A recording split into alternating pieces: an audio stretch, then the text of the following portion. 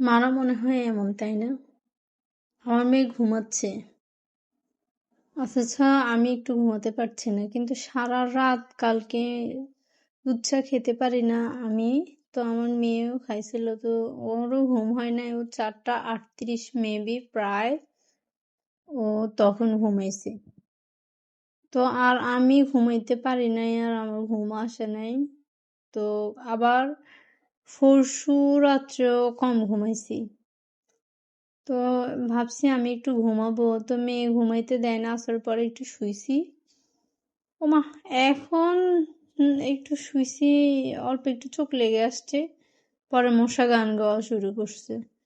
মশা ঘ্যান ঘ্যান ঘ্যান ঘ্যান ঘ্যান ঘ্যান শুরু করছে। পরে আবার ওরে মারতে গেছিলাম, মারতে মারতে মাগরিবের আজান দিয়ে ফেলছে। পরে মাগরিবের মানে নামাজ পড়ে তারপরে আর কি ভাত যে রান্না করি নাই ভুলে গেছি।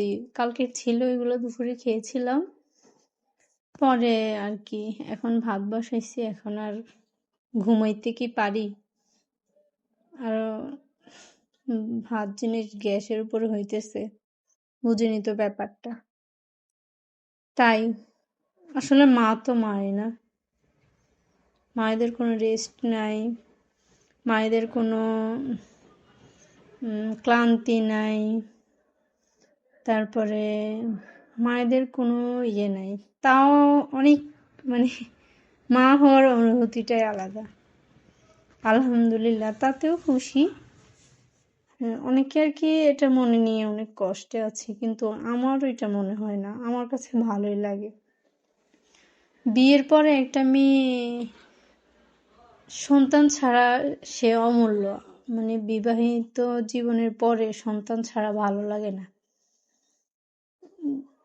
আলহামদুলিল্লাহ, আমার রহমতকে আল্লাহ তাআলা দান করেছেন। আলহামদুলিল্লাহ, আল্লাহ তাআলা নেক হায়াত দান করুক। সবাই দোয়া করবেন।